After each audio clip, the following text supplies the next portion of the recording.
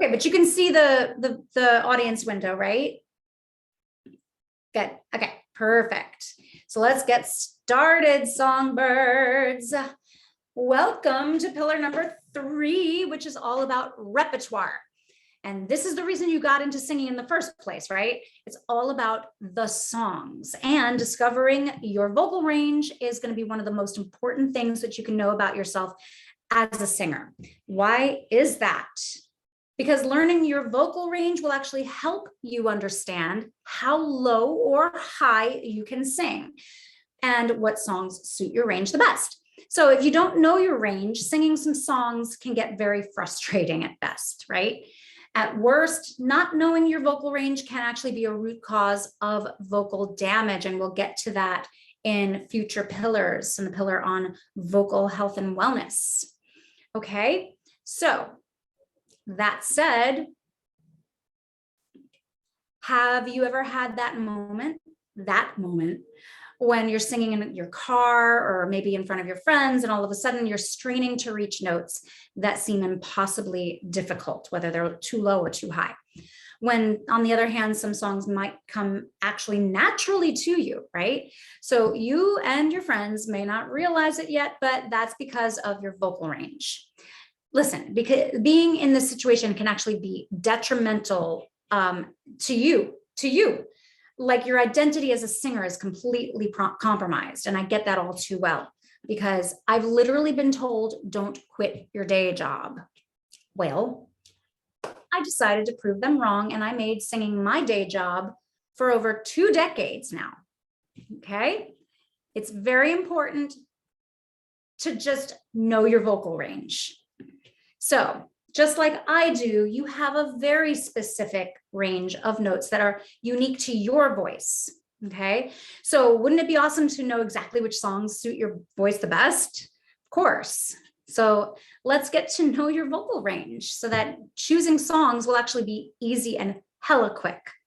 Okay, the following chart will actually help you guide you in finding your voice type before you test your full range. So take a look at this piano chart. Okay, this is a little glance at the most common vocal ranges. You might have heard of these, from high on the top to low on the piano keyboard. Okay, like I said, everyone's range is unique, and it may differ slightly or even dramatically from one person to the next. So these are approximate ranges for the most common voice types. Of course, ranges can and often will. So let's take a look at where they are on the piano. And you can see that there's a number and a letter. Okay, each letter is a note name that corresponds to the keys and the octaves on the piano. All right, the piano begins with an A0 right here. Okay, right there at the bottom of the piano keyboard, and it's really loud. Okay, it's the very first and lowest note you can play. And the first C is called C1. Then you go up an octave, and up another octave, up another octave, right? Go all the way up. And then the very last note that you see on the piano keyboard right here at the very right of the piano is the highest note on the piano, and it's called C8.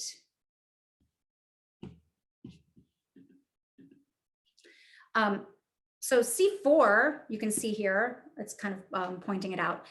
That indicates middle C on the piano. If you look really closely, all the voice types are actually capable of singing middle C. It might be a little higher in the basses range, and it might be sort of low in the soprano range, right? But all voice types can sing it, no matter what your range. Okay, let's take a closer look. Here is the soprano range on the full piano keyboard, which is B3 down here and up to C6. So many sopranos actually can sing lower than a B3 and higher than a C6. Okay, but most soprano repertoire will actually be within that range somewhere in there, shown here. Whoops. The C6 is actually what we call the high C for soprano, and that's our money note. I'm a soprano, that is our money note. And when you have a moment where you can hit a soaring high C, it feels so good, and it's very impressive to your audience. All right, so now the mezzo-soprano range on the full piano keyboard is shown here, and that's A3 to A5. Just like sopranos, the mezzo range is often wider than their repertoire's tessitura. If you don't know what the word tessitura is, we talk about that in one of our Wednesday wows coming up. All right, so here's the contralto range on the piano keyboard, the lowest of the female registers, and that is E3 to E5, and all the notes in between. Okay, lower voices can actually hit higher notes, but the richest part of a contralto's voice is actually in this range. So the repertoire that they sing, that a contralto will sing, it actually is reflected in this range right here. Okay, here's a side-by-side look at the differences in the anatomically female vocal ranges, and it's only by a few notes, right? Because that's where the richness of their voices lie. Again, it doesn't mean that they can't hit lower or higher notes. It's just that that's where the good stuff is for those singers. Okay, now let's talk about the anatomically male range on the full piano keyboard, starting with the tenor. The tenor is the highest of all of the ranges of the male voice, and the C5 is actually a tenor's high C. So that is the tenor's money note. We talked about that female soprano, right? So there is a higher male voice type actually called countertenor, and it's typically sung by baritones in their head voice. The countertenor's range is similar to the female contralto and mezzo ranges. We'll talk about that another time. These are the most basic ranges that we are going to talk about today, okay? So here is now the baritones range on the full piano keyboard, which is G2, oops, wrong note. Here it is, G2 to F4, okay? And there's that. And now, here is just to kind of show you, give you an idea of what the countertenor range is. I do have a student that is a baritone, and he has a wonderful, glorious countertenor range that we like to work on and play with sometimes. So here it is overlaid on top of the baritone range, okay? So the countertenor's range is actually G3 to D5, which would be G3 to D5. Okay, and that's where that is, but they sing that in their head voice, okay? These baritones, actually, they sing that in their upper register, which is sometimes called the head voice or falsetto, and that range right here, again, is G3 to D5. Some basses and tenors actually can access this upper register as well, and I'll actually discuss this more in depth in the Wednesday WOW on falsetto versus head voice. Okay, now for the lowest of all the voice types, the bass and its approximate range of D2 to E4. Okay, sorry, down here, that's a bass. That sounds more like it, doesn't it? D2 to E4, and it's shown here on the full piano keyboard. Basses often can hit a low C2. They can go down that far, even maybe a B, sometimes even B flat, and even lower, depending on your unique range. But just like other voice types, the repertoire that basses usually sing in, they don't always call for that. So the approximate range is considered D2 to E4. So here is side by side the anatomically male voices. And again, just like the female counterparts, only by a few notes. Hey, let's take a look at all of them once again. This is what we looked at right at the beginning, yeah? Okay, so this is where you can take another look, and keep in mind, again, these are the most common ranges. And what I'm not showing here are the countertenor range, the flageolet range, which is actually the high, what's known as whistle tone for females, or the more intricate Fachs used in opera or specific classifications for choirs. And I'll definitely go in deeper into these ranges and the voice types in the Wednesday Wow series as well. Okay, oh, by the way, let me briefly point out the vocal range of children, which differs from adults, okay? So in this particular series for Legacy Voice, I'm talking to the more developed singers, which are usually a little bit older, right? If you want to know a little bit more about, say you have a kid at home and you want to play with their range a little bit, you can. And we'll do that inside the KidSing app, okay? And when we do classes with KidSing. But here it is. Here is the range for kids if you want to take a look. Notice how the ages 3 to 5, it's very small, right? Their range is small and it grows as the child grows, as the child's voice matures, right? And just like adults, children's ranges also differ from one child to the next, along with color, texture, tone, and of course, the range can increase quickly by singing exercises regularly. These ranges are actually based on research from Cambridge University and other research facilities. And by the way, the biggest thing that I really want to point out here is that all children can sing unless there's a medical condition, and it should be encouraged to do so. Do not ever please discourage a child from singing, okay? They don't have the range that an adult has, right?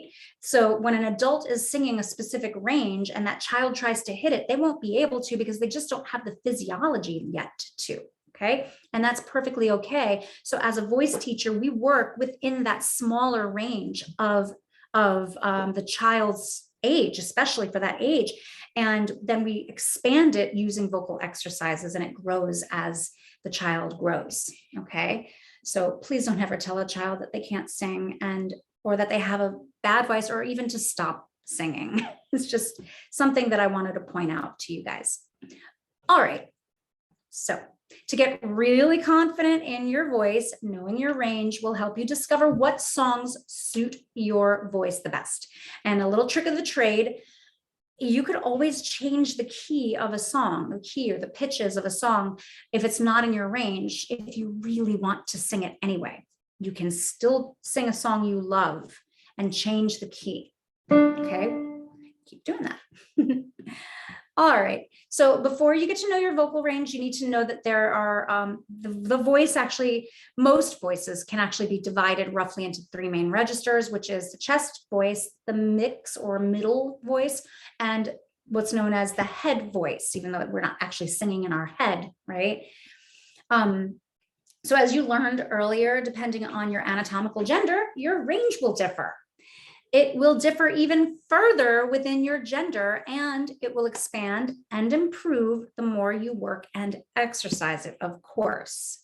Okay, so getting to know these parts of your range will actually help you smoothly transition from one to the other. So if you take a look at this little chart, okay, it's like a little Venn diagram, right? The chest voice, it actually has a lot of power and intensity, but it can't go high above the passaggio, that break, right? Without strain or tension, okay? So that's more like a, we sing really, really strongly from the chest voice, which is kind of in our spoken register, okay? And then you have the head voice, which is,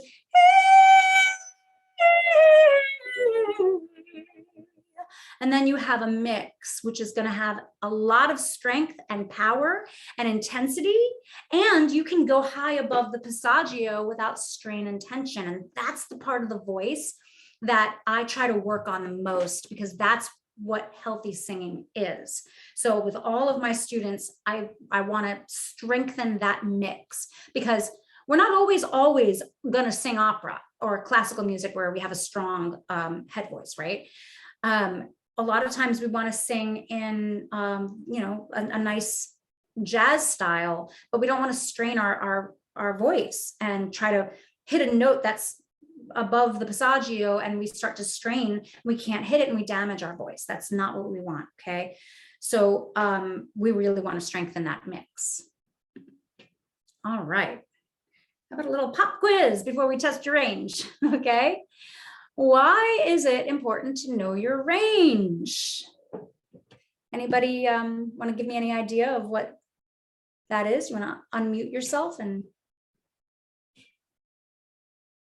got any idea?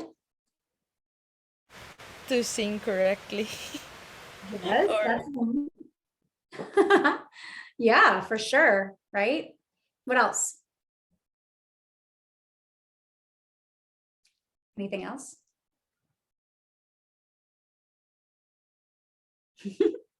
All right, I'll help you out. Okay. So it's important to sing, obviously, to sing correctly, right? And to sing correctly, we got to find your voice type. And that might be a baritone or soprano, for example, right? We just went through all of those. It can also help you learn where your weak spots are, like your upper and lower passaggi or bridges, as we know them, or maybe even your mix. You want to strengthen your mix, right? That's why we talked about those things before. Knowing your range and understanding where your breaks are, your bridges, and knowing what your voice type is going to help you with that. Okay. It's also knowing your range is used to measure your progress in your vocal training, right? I can't tell you how many people I know who had studied for years and went from a soprano to a strong coloratura mezzo soprano, or had a voice teacher that trained a student as a tenor for the entire time he was in college, and turned out he was a baritone, right? So there's always a measure for your training and your progress, and understanding your range and testing your range regularly will help you understand what music is best for you to sing, what songs are best, whatever the genre is. Okay, there it is. It helps you choose the perfect songs for your voice, right? And there are probably thousands upon thousands upon thousands of songs that could be learned from any voice type in any genre even. And that's what makes it so fun. All right. So how do we measure our vocal range? It's actually pretty simple. Okay. Now I have a huge arsenal of technical exercises that'll actually guide you to healthy singing, and it'll develop your voice, including your range. But for our purposes today, I want to give you a really quick exercise to find it really fast. So do this range test once a week and try it at different times of the day, even at different stages of your voice being warmed up, like in the morning. Okay. And then maybe later in the afternoon, when your voice has been warmed up a bit, you might have a higher range. In the morning, you might have a lower range. Okay. So we're going to start by singing down the scale, going as low as you can without pushing or straining. So make sure you mute your computer, because otherwise we're going to have a cacophony of people singing notes with this. All right. Okay. So once you do this, once you sing down the scale, and you can't sing any lower, you're going to write down your lowest note that you sang comfortably without straining or pushing. Okay. And then you're going to try singing this on different vowel sounds. So if you're going to practice this a few times, I'm going to post this to YouTube for you to practice with. Okay. And then you can go anytime in here or inside Legacy Voice. So practice this range test anytime and try it with different vowel sounds. Okay. You don't need a big vibrato here. I just want you to sing comfortably on the breath. All right. And you can try it on ooh, ee, oh. You can also hum with loose jaw, lips together, separated teeth.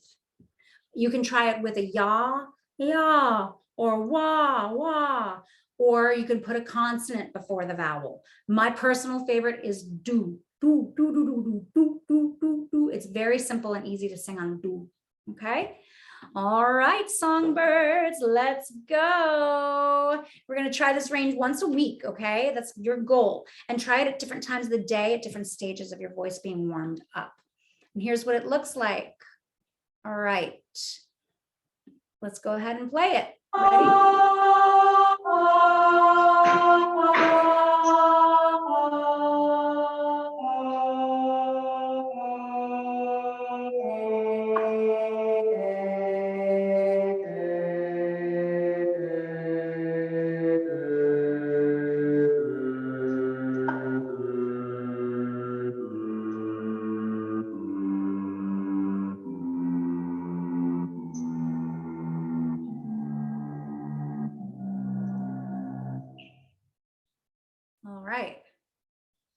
So did you guys practice it?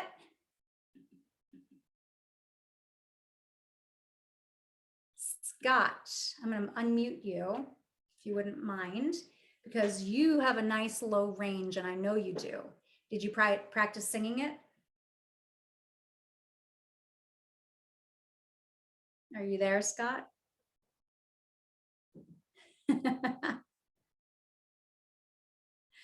I don't think Scott's there. Okay. Oh, there he is.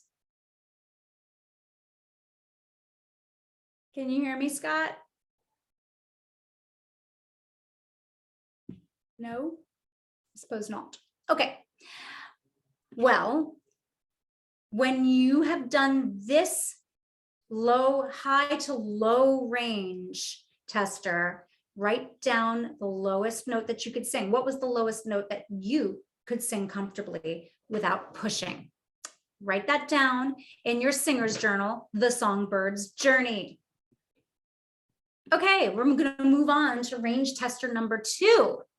And this one is going to go up the scale from middle C. Okay, that's middle C. So let's try it. Ready?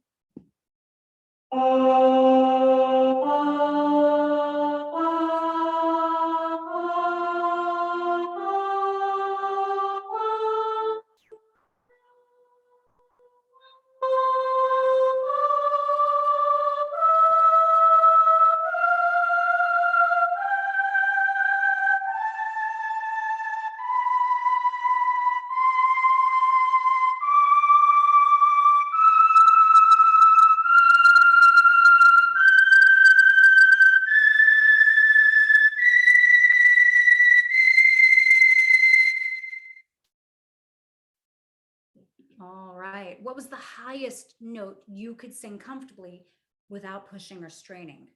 Write that note down in your singer's journal, The Songbird's Journey.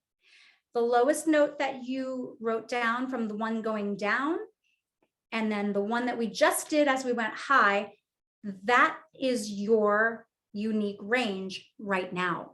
Okay. That is it. And we can definitely expand on that too as you start to develop your voice even more. Okay. Now you know your current vocal range. It's actually a pretty exciting thing to know that. Okay. So do this range test once a week. Try it at different times of the day, like I said, okay, using different vowel sounds and at different times of different ways of vocalizing, just like we said. All right. Accessing your higher notes often takes a little getting used to if you haven't practiced in this part of your range yet. Try singing on different vowel sounds and different consonants as well. We call that vowel modification when we try it on different vowel sounds, because there's a lot of repertoire that's going to be high in your range and you can't necessarily sing that on a E, right? Maybe you can, but it'll strain a lot less if you modify that vowel a bit, okay? You might find that one vowel sound is actually easier to sing than another as you sing throughout your range. So when you're singing, this is what we call vowel modification. We'll actually discuss vowel modification in the Wednesday Wow series. Okay, a note about passaggio. We talked about that a little bit earlier. We talked about the head mix and the chest voice, right? Your passaggi are the pivotal points between these registers, and it's actually Italian for passage. Sometimes we call it a lift or a break or a bridge or just register transition, okay? Within the current scientific knowledge of vocal physiology, the human voice has 2 passaggi, all right? It's where the voice shifts or transitions into a different register. In other words, a passaggio marks the end or boundary of one register and the beginning of the next. And the primo passaggio is the first register transition, which is basically your chest to your spoken register, or what we know as your speech level, or what I call your comfort zone. Okay, so that first register transition goes from your chest voice into your comfort zone. Okay, then the segundo passaggio is the second register transition from your comfort zone into your head voice. All right, and there's a difference in passaggio of the anatomically male and anatomically female voices. We'll delve deeper into that concept with the Wednesday Wows. There's one that I do called passaggio. All right. So for now, just be aware that they exist in your voice and not to force those register transitions. Instead, sing more on the breath than in your chest voice. It's actually better to sing on the breath, even if you're singing in your lower range than in your chest voice. Okay. Even if your voice sounds weaker, it seems weaker, when you sing on the breath, you will actually learn to strengthen it over time as you learn how to sing in your mix. Okay. So now that you have an idea of where your range fits best, you'll want to discover new songs to sing. And that's why we're here. Okay, so resources. These are some resources that I have for you based on your voice type. Okay, and I can have a little list of those put together for you we'll put it in Legacy Voice, a PDF of your resources. Okay, so first resource is your voice teacher, because your voice teacher or coach can guide you here. Your voice teacher already should have a huge, like, bookshelves and bookshelves full of repertoire, or if they don't have all the repertoire, they know exactly where to find the right repertoire for you, okay? They can assign you songs, and they can also give you plenty of choices to explore on your own. And that's always a fun thing to do. It can be a little overwhelming sometimes, and you're not always sure where to look, which is why it's good to have your voice teacher help you out there. All right, you can actually search for your voice type online. So if you've tested your voice and it's a tenor range, then all you have to do is type in tenor songs or tenor repertoire. You can put in soprano repertoire. Some of it, there's just different keys, and it might be the same repertoire even. All right. You can also just add high voice or low voice to your search to broaden its scope and retrieve more relevant items. Okay. All right. So for an example, you can put soprano songs, right? Or tenor repertoire, or songs for low voice. All right. So I actually have a bunch of resources, and I'm going to go ahead and show you for some pages with links to repertoire for the following voice types. And here they are, okay? And different genres of music.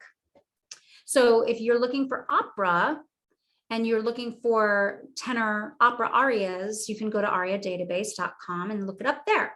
Okay, contemporary music. This is one of my favorite websites, that first one up there. I use this website for everything because you can change the key, you can find opera, you can find classical music, and you can find all of the most up-to-date pop songs that you could ever think of right now. Any of your favorite, even some obscure stuff as well. You can find karaoke tracks, and they're high quality karaoke tracks. They don't sound all cheesy and MIDI like the range tester sounded. Okay. And then this website I just found, I love it. It's called Ashley Danu, and they have the top 20 contemporary music resources. Great. Okay.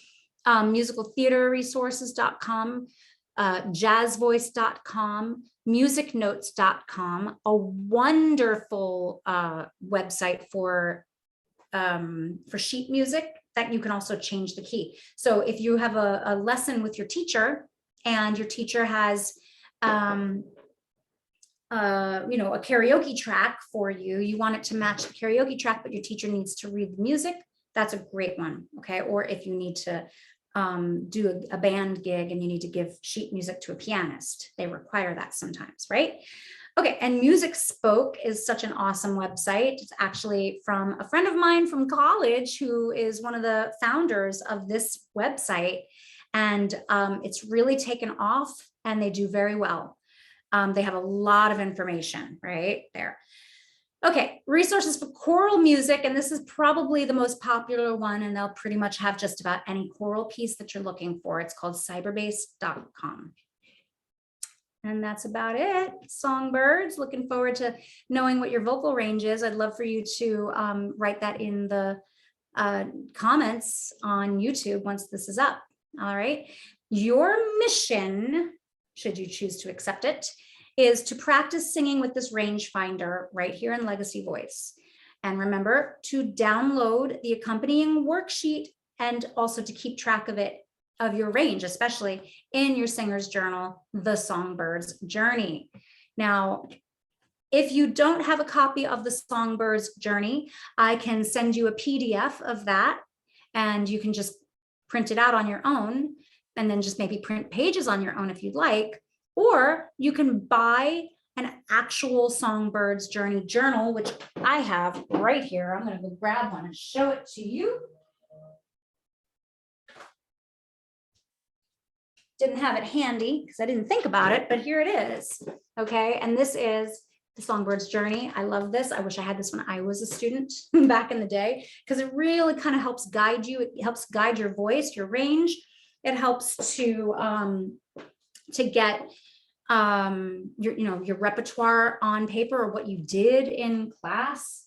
It's an awesome resource, and like I said, I wish I had it when I was a student. And so all you have to do is just scan this QR code right here on your computer. It worked. I tried it, and it'll take you right to Amazon, and it'll take you right to that journal there. Okay, so songbirds, that's it. Now you know your vocal range, and we're just going to keep working on your vocal range. I'm really looking forward to seeing you in pillar number 3.2. Have a good one.